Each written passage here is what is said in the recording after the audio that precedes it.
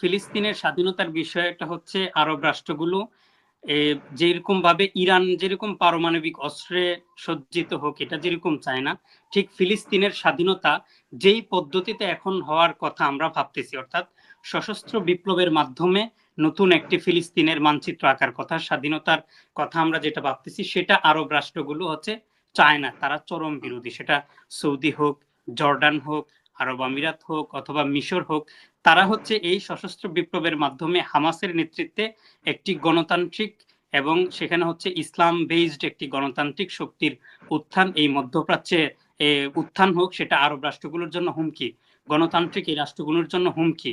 যে ইরান সম্ভাব্য এখন পারমাণবিক শক্তিধর একটা রাষ্ট্র, কার্যত হচ্ছে তাদের যে লক্ষ্য ছিল যে ইরানকে পারমাণবিক অস্ত্র থেকে বিরত রাখা, সেটি করতেও তারা সক্ষম হয় নাই। দ্বিতীয় ব্যাপার হচ্ছে এই দুইটা পয়েন্ট থেকে অন্ততপক্ষে আমরা বলতে পারি যে তাদের আক্রমণের যে লক্ষ্য ছিল ইরানকে হচ্ছে পারমাণবিক অস্ত্র থেকে দূরে রাখা এবং ইরানের এই ক্ষমতাধর এই গণতান্ত্রিক এই সুন্দর শাসন ব্যবস্থার পতন করা, এই দুইটার কোনো একটাও হয় না এবং যুক্তরাষ্ট্রের সাথে চুক্তিতেও আনতে পারে নাই। সেই জায়গা থেকে এই ইসরায়েল এবং হচ্ছে যুক্তরাষ্ট্র সেখানে ইসরায়েলের বিরুদ্ধে ইরানে এই যুদ্ধে ইসরায়েলের এখনো পর্যন্ত নির্মূল হওয়া, আমরা যেটাকে বলি চূড়ান্তভাবে পরাজয় হওয়া যেহেতু নিশ্চিত হয় নাই, তার মানে হচ্ছে মধ্যপ্রাচ্য থেকে অশান্তি দূর হয় নাই এবং ফিলিস্তিনের স্বাধীনতা আরো দূরে আছে। মধ্যপ্রাচ্যের শান্তির সাথে সাথে ফিলিস্তিনের স্বাধীনতা এবং মুক্তিও জড়িত। আমি আজকে আলোচনার মূল আপনার যে শিরোনাম সেই জায়গা থেকে যদি আলোচনা করতে আসি যে আজকের এই যুদ্ধে ইরান ইসরায়েল বা কে জয়ী হয়েছে, আসলে প্রথমে আমাদের একটা বিষয় ক্লিয়ার থাকা উচিত যে ইরান ইসরায়েলের এই যুদ্ধটা এটা দ্বিপাক্ষিক কোনো যুদ্ধ ছিল না, এটা একপাক্ষিক চাপায়া দেওয়া একটা আক্রমণ ছিল এবং ইরান তার হচ্ছে ডিফেন্সিভ আক্রমণ করছে। দ্বিপাক্ষিক কোনো যুদ্ধ এরকমটা হয় না। তো এই ডিফেন্সিভ এই যুদ্ধের ব্যাপারে ইরান আমরা বলতে পারি নিরঙ্কুশভাবে বিজয় হয়েছে। বিজয়ের প্রথম দিকটা হলো, আপনি দেখবেন যে এখানে মূলত আমেরিকা হচ্ছে ইরানে আক্রমণ করছে তার প্রক্সি ইসরায়েলকে দিয়ে। তো তাদের আক্রমণের টার্গেট ছিল যে কয়টা, এই টার্গেট গুলো খেয়াল করলে আমরা বুঝতে পারবো যে কিভাবে ইরানের জয় হয়েছে। তাদের প্রধান টার্গেট ছিল যে ইরানের যে ইসলামী রেজিম, তাদের বক্তব্য অনুযায়ী ইসলামী রেজিম অর্থাৎ আলী খামেনির হচ্ছে ক্ষমতাচ্যুতি করা, তার ইসলামী এই শাসন ব্যবস্থাকে হচ্ছে সরিয়ে দিয়ে সেখানে রেজা পাহলভিকে নিয়ে আসা।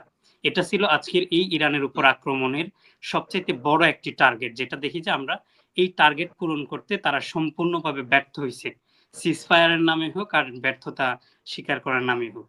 দ্বিতীয় যে টার্গেট ছিল তাদের মুখে যেটা বলতো যে তারা নিউক্লিয়ার শক্তি হতে যাচ্ছে ইরান এবং সেই নিউক্লিয়ার সমস্ত কার্যক্রমগুলোকে বন্ধ করে দিবে এবং সেগুলোকে ধ্বংস করে দিবে এবং ইরানের সাথে আমেরিকার একটি নিউক্লিয়ার চুক্তিতে যাওয়ার যে একটা বিষয় জোর ছিল, তাদের উপর চাপ ছিল, সেটাতেও রাজি করানো এটা অন্যতম টার্গেট ছিল। আমরা বলতে পারি যে ইরানের নিউক্লিয়ার কার্যক্রমের কোনো ধরনের উল্লেখযোগ্য ক্ষতি হয় নাই। 3টি স্থাপনায় ভয়াবহ আক্রমণ হয়েছে কিন্তু কাঙ্ক্ষিত কোনো তেমন উল্লেখযোগ্য কোনো ক্ষতি হয় নাই। অর্থাৎ ইরানকে আগে থেকেই সতর্ক থাকার কারণে তাদের মৌলিক বিষয়বস্তুগুলো এবং মৌলিক পয়েন্টগুলো তারা ওই স্থাপনা থেকে সরিয়ে নিতে সক্ষম হয়েছে এবং তাদের উল্লেখযোগ্য কোনো ক্ষতি হয় না। অর্থাৎ আমরা বলতে পারি এবং আমাদের ফরহাদ স্যার তিনি বলে গিয়েছিলেন যে ইরান সম্ভাব্য এখন পারমাণবিক শক্তিধর একটা রাষ্ট্র। কার্যত হচ্ছে তাদের যে লক্ষ্য ছিল যে ইরানকে পারমাণবিক অস্ত্র থেকে বিরত রাখা, সেটি করতেও তারা সক্ষম হয় নাই। দ্বিতীয় ব্যাপার হচ্ছে এই দুইটা পয়েন্ট থেকে অন্ততপক্ষে আমরা বলতে পারি যে তাদের আক্রমণের যে লক্ষ্য ছিল ইরানকে হচ্ছে পারমাণবিক অস্ত্র থেকে দূরে রাখা এবং ইরানের এই ক্ষমতাধর এই গণতান্ত্রিক এই সুন্দর শাসন ব্যবস্থার পতন করা, এই দুইটার কোনো একটাও হয় না এবং যুক্তরাষ্ট্রের সাথে চুক্তিতেও আনতে পারে নাই। সেই জায়গা থেকে এই ইসরায়েল এবং হচ্ছে যুক্তরাষ্ট্র সেখানে পরাজিত হয়েছে, এতে আমাদের কোনো দ্বিমত নাই, দ্বিমত করার সুযোগ নাই। এবার দ্বিতীয় পক্ষ থেকে আসি, সে আক্রমণের প্রতিরোধে ডিফেন্সিভে তারা সীমাবদ্ধ ছিল ইরানের উচিত ছিল যে আরো ভয়াবহ আক্রমণ করা, সেটা করতে তারা পারে না, এটা তাদের একটি দুর্বলতা। এর দুর্বলতার অনেকগুলো কারণ আছে। এর মধ্যে তাদের আভ্যন্তরীণ আমরা যেটা বলি যে তাদের আভ্যন্তরীণ মোসাদের যে তাদের রাষ্ট্রের ভিতরে যে ষড়যন্ত্র, সেটা তো একটা ব্যাপার আছে। তাদের এয়ার ডিফেন্স গুলো দুর্বল ছিল, সেটা তারা ফাইন্ড আউট করতে পারছে। তো এই সীমাবদ্ধতার কারণে ওইরকম আক্রমণ করতে না পারলেও অন্তত পক্ষে ইসরায়েলের এই অবৈধ রাষ্ট্র ইসরায়েলের ইতিহাসে এখনো পর্যন্ত, মানে 1967 সালে আরব ইসরায়েলের যুদ্ধের পর এখন পর্যন্ত এই ধরনের ভয়াবহ হামলা আমরা দেখি নাই। সুতরাং বলতে পারে যে ইরান ডিফেন্সিভ আক্রমণের জায়গা থেকে ইসরায়েলকে যে বার্তা দিয়েছে এটা নজিরবিহীন, এবং এই ধরনের আক্রমণ নেতানিয়াহু এবং ট্রাম্প কখনোই কল্পনা করে নাই, অপেক্ষা করে নাই, যার কারণে তারা তড়িঘড়ি করে বাধ্য হয়ে তাদেরকে সিজফায়ারের নামে তারা যুদ্ধ থেকে সরে গেছে। সুতরাং এই ক্যালকুলেশনে আমরা বলতে পারি যে নিরঙ্কুশভাবে ইরানের বিজয় হয়েছে এবং ইরান একটি ক্ষমতাধর শক্তিধর রাষ্ট্রে, মানে ইসরায়েলের কোনো ধরনের আনুগত্য না স্বীকার করে, তাদের বশ্যতাকে না মেনে নিয়ে ট্রাম্পের যে আগ্রাসী যে শাসন ব্যবস্থা তার কাছে বশ্যতা স্বীকার না করে ইরান মাথা উঁচু করে দাঁড়ানোর যে একটা তাদের কূটনৈতিক পলিসি ছিল এবং রাজনৈতিক যে পলিসি ছিল, সেই পলিসিতে তারা বিজয় অর্জন করছে, আমরা সেটা বলতে পারি।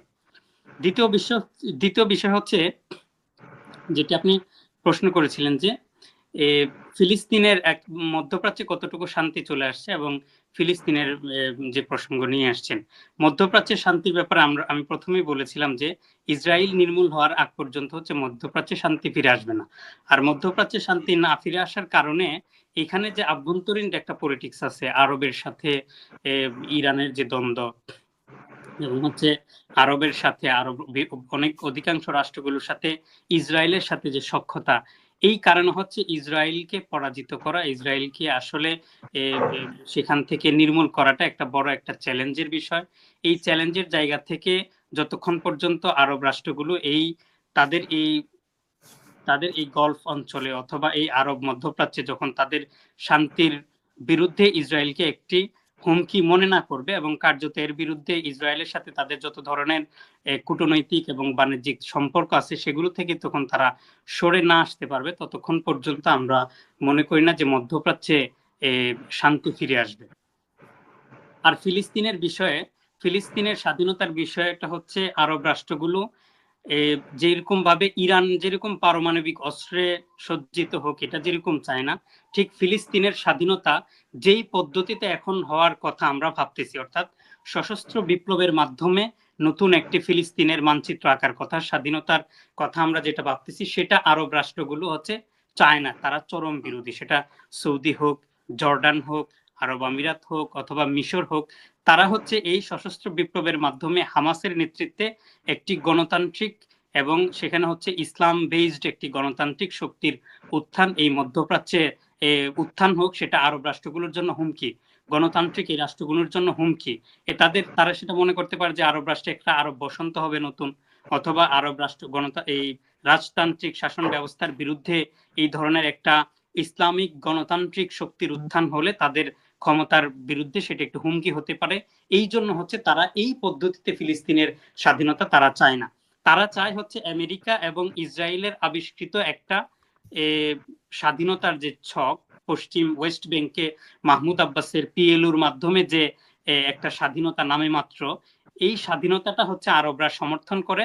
কার্যত মাহমুদ আব্বাস অথবা পিএলওর যে পরিকল্পনা স্বাধীন ফিলিস্তিনের, সেটি সকলে বিশ্ববাসী সাক্ষী যে শান্তি চুক্তির পর, ইসরায়েলের সাথে শান্তি চুক্তির পর ফিলিস্তিন কার্যত পশ্চিম তীর ওয়েস্ট ব্যাংক প্রতিনিয়ত ইসরায়েলিরা দখল দারিত্ব চালিয়ে যাচ্ছে, সেখানে দখল করে নিচ্ছে।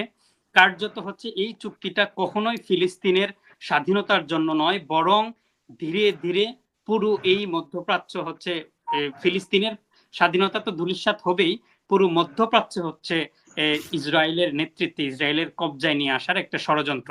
সুতরাং এর বিরুদ্ধে বিদ্রোহ করেই মূলত এই গাজায় যে হামাস এবং অন্যান্য সশস্ত্র সংগঠনগুলো আছে, তাদের জন্মই হয়েছে এই ইয়াসির আরাফাতের এই শান্তি চুক্তির বিরুদ্ধে বিদ্রোহ করে। সুতরাং আরবরা কার্যত তাদের জন্য হামাসকে হুমকি মনে করতেছে। যেই প্রসেসে আমরা শান্তি আশা করি, অথবা ফিলিস্তিনের প্রকৃতার্থেই স্বাধীনতা যেই পথে নিহিত, সেই পথটাকে সমর্থন করতেছে না আরবের অধিকাংশ রাষ্ট্রগুলো। ফলে ইসরায়েলে এই ফিলিস্তিনের এই স্বাধীনতার প্রশ্নটা আসলে এখনো পর্যন্ত অমীমাংসিত থেকে যাবে। ফিলিস্তিনের স্বাধীনতাকামী যে সংগঠনগুলো আছে তারা আরো শক্তিশালী হবে, এবং তারা আজকে ইরানের মতো হচ্ছে তারা নিজেরা স্বয়ং সম্পূর্ণ হয়ে যতক্ষণ পর্যন্ত তেল আবিবকে ধ্বংস করতে না পারবে ততক্ষণ পর্যন্ত ফিলিস্তিনের স্বাধীনতাও হবে না। আর মধ্যপ্রাচ্যের স্বাধীনতাটা আরো অনেক পরে। মধ্যপ্রাচ্য যুক্তরাষ্ট্রের হাত থেকে উদ্ধার করতে পারবে কিনা, তারা আদৌ একত্রিত হবে কিনা, সেটা অনেক দূরের বিষয়। সম্প্রতি যে এই যে কাতারে সামরিক ঘাঁটিতে আক্রমণ হইলো, এটা জাস্ট একটা হচ্ছে প্রতিরক্ষা, ইরান বলছে প্রতিরক্ষামূলক একটা আক্রমণ ছিল, যা আমরা সেটাকে বলতে পারি যে প্রতীকী আক্রমণ ছিল। এই প্রতীকী আক্রমণকে কেন্দ্র করে সৌদি আরব হচ্ছে কাতারকে উস্কানি দিচ্ছে যে তোমরা এই ডিফেন্সিভে এই আক্রমণের প্রতিবাদে তোমরা যে আক্রমণ করবে আমরা পূর্ণ সমর্থন দিব তোমাদেরকে। এবং আপনারা তো দেখলেন যে আরবের সমস্ত রাষ্ট্রগুলো কি ন্যাক্কারজনক ভাবে নিন্দা জানাইলো। যেই দিন এই কাতারে এই মিসাইল, ইরানের মিসাইলের বিরুদ্ধে কাতারে ইসরায়েল আমেরিকার সেনাঘাঁটিতে মিসাইল নিক্ষেপের বিরুদ্ধে প্রতিবাদ করছে, সেই দিন হচ্ছে ফিলিস্তিনে, ওই দিন সারাদিনে ফিলিস্তিনে প্রায় 50-এরও বেশি নিরীহ শিশু, নারী, তাদেরকে হত্যা করা হয়েছে। এই আরব রাষ্ট্রগুলো কি বিবৃতি দিছে, নিন্দা জানাইছে? জানায় নাই। কিন্তু আমেরিকার সেনাঘাঁটিতে আক্রমণ করার পরে তারা সবাই একযোগে নিন্দার ঝড় উঠাই ফেললো। ইভেন রাবেতা আলম আল ইসলামী, একটা মুসলিম স্কলারদের সৌদির পোষিত পালিত একটা সংগঠন আছে দরবারি আলেমদেরকে নিয়ে, এটার নাম হচ্ছে রাবেতা আলম আল ইসলামী। এই রাবেতা আলম আল ইসলামী পর্যন্ত বিবৃতি দিছে এই আমেরিকান সেনাঘাঁটিতে আক্রমণ করার প্রতিবাদে। কথা বুঝতে পারছেন? অর্থাৎ আমরা যেটা দেখছি যে ইরানের সাথে এই সৌদি আরব বলেন বা তাদের আরো কিছু অঞ্চলের সাথে অনেক বড় দ্বন্দ্ব, যে কোনো মুহূর্তে পাইলেই হচ্ছে তারা ইরানকে আক্রমণ করবে, ঠিক আবার ইরানও হচ্ছে তাদের উপর আক্রমণ করবে। কাজে এই মধ্যপ্রাচ্যের এই যে রাষ্ট্রগুলো, তারা যদি তাদের সামগ্রিক নিরাপত্তার চিন্তা করে যদি একটি ইয়েতে না আসে, ক্যালকুলেশনে না আসে, তাহলে মধ্যপ্রাচ্যের শান্তি আমরা মনে করি না যে এত দ্রুত আসবে, এবং সেটা অনেক দূরে রয়েছে।